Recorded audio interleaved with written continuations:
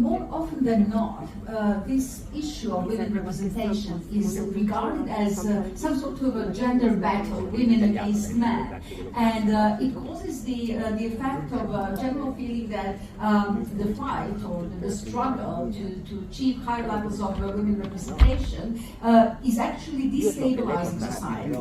Quite to the contrary, the representation, the fair representation of all the societal groups is essential for the well-functioning society.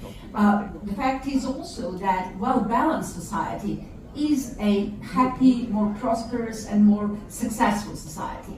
Often also, women's issues are regarded as minority issues. I strongly believe it's absolutely a wrong approach, for the obvious fact that women are not a minority, but actually a relative majority in the society, and thus the same measures cannot be successfully applied to women representation issues as to the minority representation issues. Those countries that choose to give up on the resources that are generated within at least one half of its population is not actually benefiting, if not of everything else, on the economy of scale.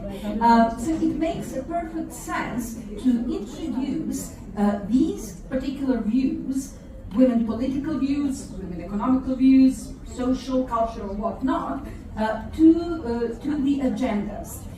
With that position, what we make easier is for the governments to perform their duty and to cater to the actual needs of the society. It's easier to create effective policies if you have a real input from all the whole societal scope. Equally, there are so many issues that are linked, but maybe latently linked, to the issue of political representation of women, such as peer pressure, peer violence, economic disbalance, unpaid work, etc., etc. So once you cater to these issues through, first of all the abilities that are hidden within the women corpus, and with the perspective that offers, we are actually catering for more successful societies. Case in point, the books. but there are much more severe issues that can disable our society. So this is a common fight of all of us, not just women, but also the men, because in the end it betters life and social balance for everyone who lives. The fact is that intuitively we all think and feel that more representation and more inclusion of women in positions of power does equal better access for women to legal rights, to economic rights, etc. And data actually support that. However, we need to be aware of the fact that empowerment is not a goal in itself. It's not an achievement per se.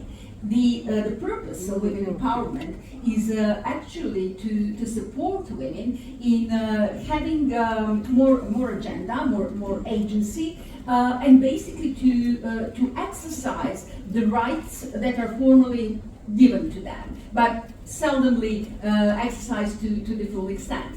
Equally, we have to tackle the issue whether representation equals empowerment. It actually does not. To a certain extent, it meets certain goals, but it is not the same thing at all.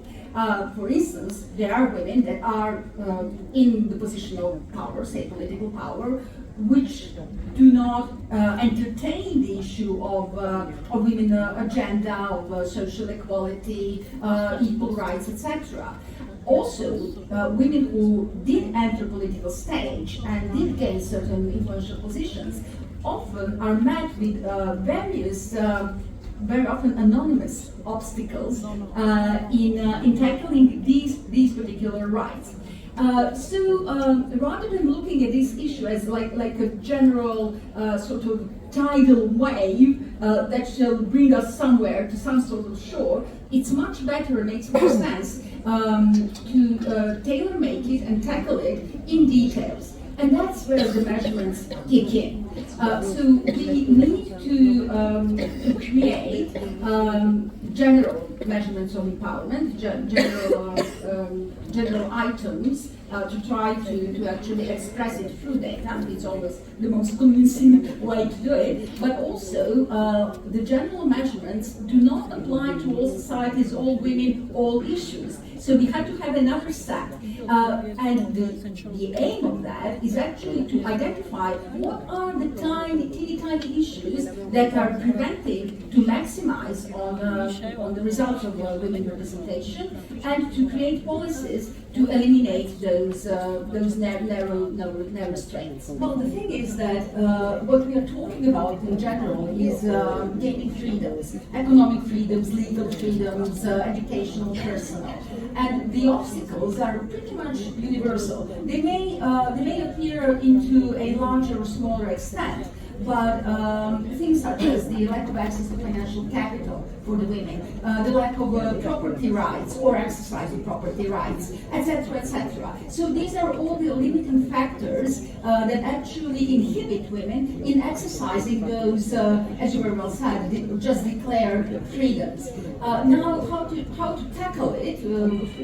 Well, there are various forms, through legislation primarily, then through stimulating programs in financial sector. But I would like to emphasize two more informal ones. One is networking, and the other one is role modeling. So absolutely networking, such as this gathering, but also on smaller scale, because that's the most powerful weapon for most male that become gatekeepers for various information and areas of access by the great network.